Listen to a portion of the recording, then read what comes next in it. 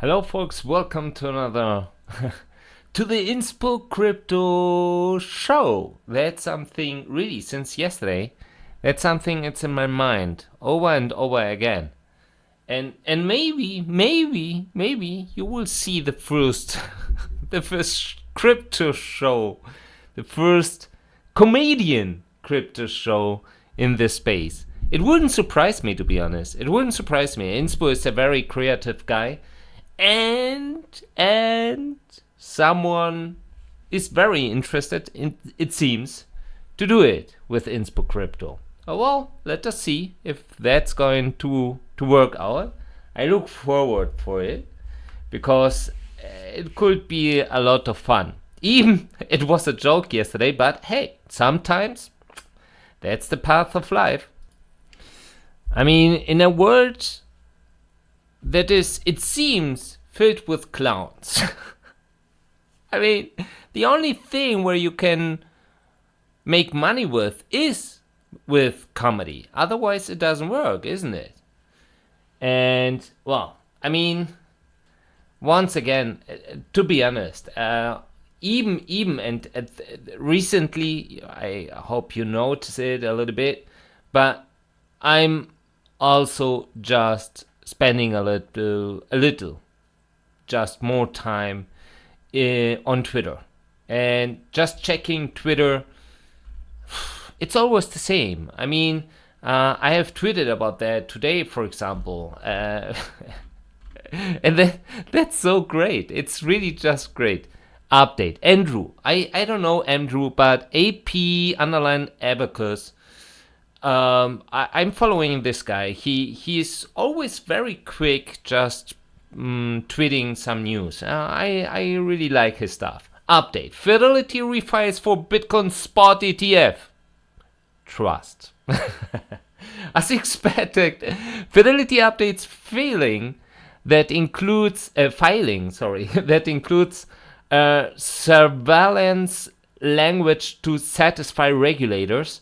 So what BlackRock did matches to ARK Invest. Okay, that's also a clown team. 21 shares as well as BlackRock. Yeah, so they are doing exactly the same. It seems that BlackRock just invented the wheel, and now everyone is saying, oh, "That's a wheel. Let us make the same." Okay, I do the same. It's a wheel. It's so stupid. Why? The biggest thing is we are talking about trust. It is a spot trust. It is just a spot trust. It's not a spot ETF. It's a different thing. But oh well. I mean, now that's just. I mean, that's marketing, and that's, I have my graduation in economy, and part of it is also some special disciplines. At least I was one of the last or the only students, the few ones, who had a big interest in neuroeconomics. So now you should ask, what the hell is neuroeconomics? Yeah, well, if I ask Google, it makes a very, very short definition of it. It didn't nail it. The combination of economics and neuroscience and psychology used to determine how individuals make economic decisions. That's it. I spent some hours reading books about that because that's it. I mean, some other people would say neuroeconomics, but isn't that what I know as marketing? Yeah. We can also say marketing to it. It's just different. So consumer behavior, of course, if you are making a marketing analysis, you will also span with this topic. But neuroeconomics goes a little bit further. And taking into account our trends, it is even a little bit more dangerous because it goes even deeper. It's less the scope on a product, It is more a scope of how the brain reacts to certain situations and if that's triggering an economic connection. So, for example, just to give you just one example, what could be part of neuroeconomics, because it's more to analyze it. It's less a tool like marketing, for example, to use it just to convince someone using different colors or different smells, like some shops do, or yeah, so to trigger your instincts, your natural instincts, to change a little bit, to make you happier. Some shops use different lights, for example, more a very light, a very so more with a blue tendency, someone with a little bit more yellow tendency, because every single of these factors is changing our consumer behavior. Something that we don't know. We are just going to a shop, and even if you don't notice it, it's changing your consumer behavior. That's the result. Neuroeconomics, instead, is just checking with different models what it happens to your brain and why. So it's trying just to how to say it, to decode it, to decipher your why you are doing what you are doing. That has a root that's in the brain, and just on a science level to understand. And that's why I say it's dangerous, because if you can decode it, obviously you can use it. And that was part of my time when I was student, and this discipline started in economics to get a floor. I was extremely interested in it. Marketing is nice, but neuroeconomics is even nicer. And that's it. That's all about to convince you on something. If you see a product, a raw one, a prototype, you could say, yeah, it's nice, it's interesting, it has nice features, but it looks just like a piece of shit. I would never spend that money with it. Okay, then just make a nice looking surface, maybe a little bit more looking better, high quality. Even the material in this product is bad, but it looks just good, strong, like high quality, made in Germany. You remember made in Germany? I mean, made in Germany today is not made in Germany. Made in Germany is much more made in China, but made in Germany, for example, was a brand, was marketing. Every time when I remember, I spent some years in Spain. I remember when people say, "Oh, made in Germany, that's good. That it means it's strong. No, it's not. They just took the same pieces and parts from China from the same fucking factory, and they just put them in these products. And obviously, made in Germany was a brand because of the earlier years after war, where the big industry in Germany was a high quality and high performance industry, something that it's not anymore. Anyway, but back to topic. It's doing something with your brain. You are connecting words, you are connecting smells, you are connecting some light, some visual effects that make something with you. to use the word of trust in an application. Even it is a trust, but what they are doing is really smart. Also, that's part of marketing. To use a word. Just to give you some examples. Well, can I make some? Yeah. Spotify. Shopify. Sounds similar. Absolutely two different things. Okay? But Spotify, big, popular. Why not use then a name that ends in "fi"? For example.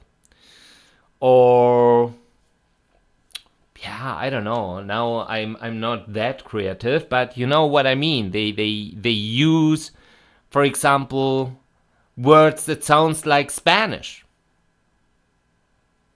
Okay? Or they use colors of the American flag. For example. And so on and so forth. Just to convince and just to trigger something in your brain. Because shit, if you are good in marketing, just a piece of shit. And someone just once said, even shit you can sell if it's necessary. And yeah, that's right. You just need to convince someone that this piece of shit, what you usually would just, not even touch, it's something good for you. I'm not going to talk about vaccines right now. Or special vaccines, because I'm, vaxxed. I don't know how many times they did it in the past. Not COVID. I have to. That was my big exception, but I had other vaxes just before. But it's also the same. It's crucial that you do it, says your doctor. Who is your doctor? Well, usually someone that you trust in. Otherwise, if you don't trust in your doctor, you have a problem. So the nice guy in white collar just tell you, do it. That's good for you. That's good for your parents. It's about safety. It's about, to save your parents, your environment, to be part of those who are good and not those who are bad. And you will do it. Marketing. It's pure marketing. I know, for example, that in Germany, as I know, maybe some of you are doctors and could just tell me something different, but as I know, every single vaccine, COVID vaccine, that the doctor gave to its patient, to its client, they gave to its patient, they received money, private doctors. So $30, I heard something about $30 for each vaccine, for example. So obviously a doctor could have a big interest just that you get the vaccine. And that's one part. We can talk about cars, for example. I was working for Volkswagen Group. That's really long time ago. And I was working for a big company, BMW, and in Munich, and then I received a nice offer for the Volkswagen Group. In particular, that was Bentley Motors. And I went there. And it was very interesting.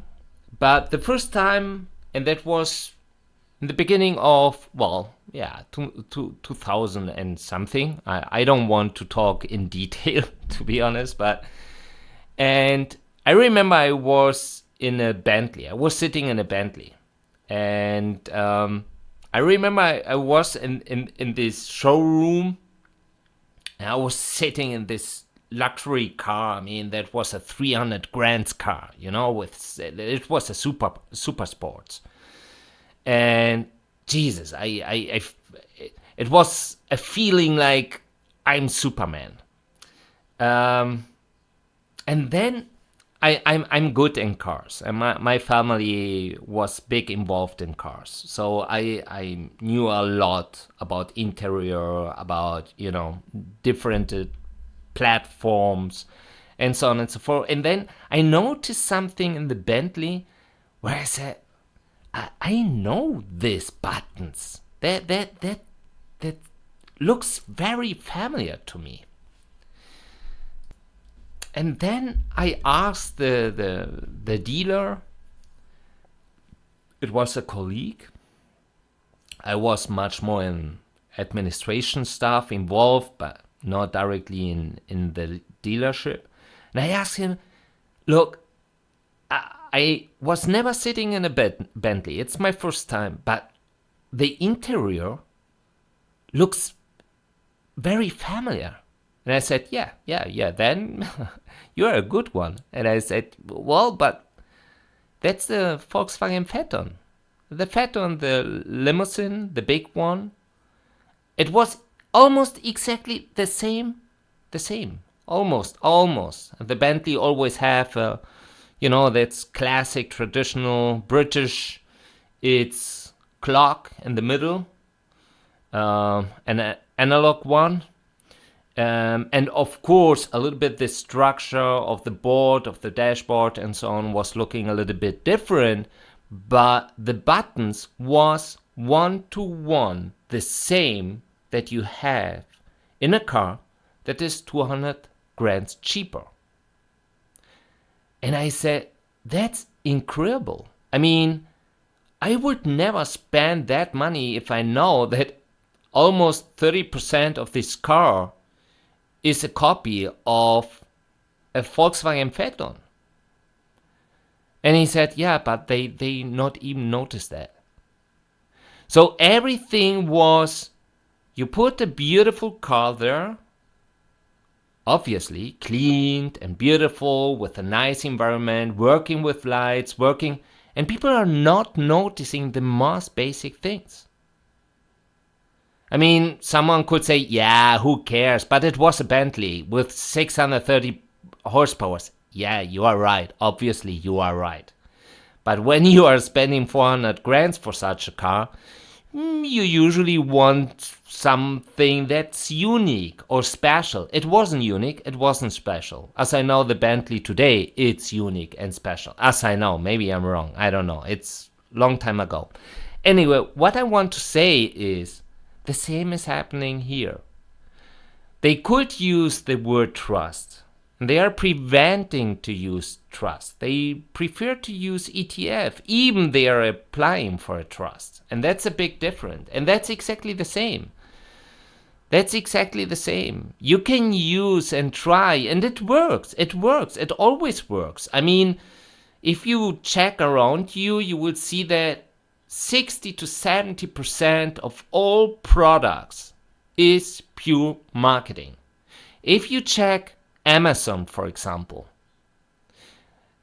how many times you ordered something that was looking extremely nice, and then it was delivered and you said, that's a different product.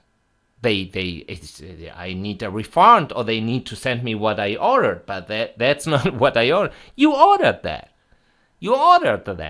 But of course, the marketing layer that they introduced to sell this product to you, so product photos and so on and so forth, convinced you and gave you just a vision of something that doesn't exist. The same as doing McDonald's and Burger King with their burgers. I never have received a burger like in the photos. Once I just asked one guy, just to joke of course, and said, look this burger here, it looks like you have played football with it, and look the burger you have sold to me. And he was extremely straight and he said, well, if you want the same burger, just give it to me. I will use my hairspray and some other chemicals to let it look exactly like that burger in the photo and enjoy it.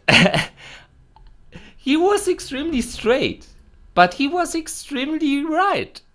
Yes, that's part of it. We buy things because they trigger illusions. They trigger a demand that we didn't have just before. And that's what they are doing here as well. Well, here it's even a little bit more different because you and me, we will not have any access to BlackRock's spot ETF trust. Okay? But they know that spot ETF is a big keyword in the crypto industry. How many times we failed in 2021 and how many times they triggered FOMO in 2021 every single time when someone, even we knew just before that it's not big the possibility to get it approved, but every single time when one of these guys started to apply for it, we pushed up hard and they triggered FOMO. Once again, just check my tweets from 2021. How many times I just spent time introducing every single. If I take a look, I will find them. Every single time we had the announcement of a new spot ETF, we pushed up. But to be honest with you, what changed since then? Tether, at least what ECC just mentioned in November 2021 with the last application they rejected, they said they just want to prevent in an unregulated market, it's still unregulated, market manipulation. Well, when I just take a look, for example, that's what you see here. It's BTC TUSD. I'm checking them and spoofing it seems spoofing is the standard here. So we can talk a little bit about market manipulation. Okay, who cares? Nobody knows if true USD is even baked by fiat or by something else. Prime trust issue. Nobody knows anything about that. They just started their attestation, it seems, the first time after they paused yesterday, and even there the first guys who had a look on their attestation are finding some gaps. But that's also why they paused the attestations, because they had just deltas and gaps who they couldn't just answer why that's happening. Anyway, I guess the pressure is coming from different sides because Binance, Promo, it will be expanded. They will even introduce more pairs with a zero fee related to true USD, even the TUSD and USDT. And sometimes I think, oh my God, maybe that's the time to let fall USDT. Because if TUSD, if nobody really knows exactly how money they have, if it's baked, if the collateral is safe or not, if it's part of Prime Trust and still safe and whatever. Now imagine people will start to swap from TUSD to USDT, sending the USDT to Treasury and say, give me the money back. Okay, now we have a different problem. The contract terms of Tether, obviously. Because redeem policy in Tether is like to book just a cheap woman and to present her to your friends as your new girlfriend. So it's not going to work. Not for a long time. what I want to say is Tether redeem policy is like a big pain in the ass. It can take time. They are free to decide if they are going to cash you out in commercial papers and fiat, whatever. But what I want to say is, Jesus. So they will start, and it could happen that some will start just to swap, because if more true USD bad news are going to pop up, you can imagine that many whales will just say, okay, let us just swap to Tether. And Tether maybe need to cash them out. Why they swapped something that is not even clear if the collateral is safe. In my opinion, that's an interesting view. It's a really interesting and maybe even a dangerous one for Tether. But as mentioned, I mean, if Tether wants to do it, they can say, we are going to redeem when we have fiat again, maybe in 2 weeks, 3 weeks, because their contract terms allows that. I mean, as soon as you buy Tether, you know, it's not your money. It is not your money. But the whole thing is what it is. It's all about marketing. It's all about to show you something that's not true. It's just not true. Is that allowed? Obvious it is allowed.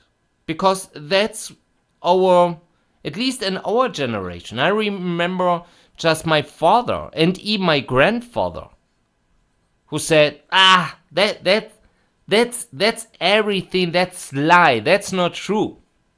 Because when they bought something, they never had to buy another one just 2 years later. Because the product that they purchased was holding sometimes even longer than they could enjoy it. So for them, marketing was a big lie. For me, marketing is part of the business. I know it's marketing. And to be honest, I need marketing. Otherwise, I would spend much less money. So what they are doing is triggering. But everything is marketing. A lie could be marketing. When the Fed starts, for example, just to reduce their interest rates, the market is the market is good. But at the moment, we are in a challenge situation and we need to push up the consumer behavior. COVID, you remember COVID. But it's not the first time that they do it. They did it just in the past with almost every single crisis. Oh, let us go down with the interest rates, let the consumer spend more money, and then afterwards we will see the really consequences of the situation we have today. It's the time where we have to raise the interest rates and where we bring just a big pain to the people who just thought that everything is fine. It's not the first time. It's like every single cycle is happening that. It's constructed by the Fed and by the central bankers. But that works like every politician that is saying you every 4 years close before the election how good he is and how many things he is going to realize for you. And when you finally elected them, nothing will happen. Or not many of these things he said will happen because he needs to prioritize, of course. So everything you need to prioritize, as the word says, you need to prioritize. It's much more important than everything I told to you just before the election. Also, that is marketing. Everything is marketing, and that's part of it.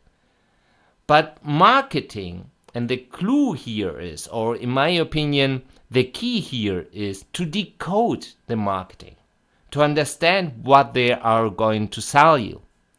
And when it's not solid what they are going to sell you, it will usually have a short-term success. They can trigger a trend, you know? Then maybe it takes longer. But if they don't trigger a trend, it's a matter of time and it will fall. A product needs to promote and to attract people by itself.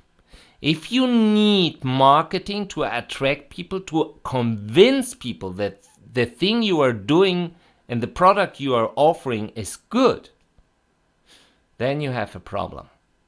And in my opinion, we have a problem. Let's go.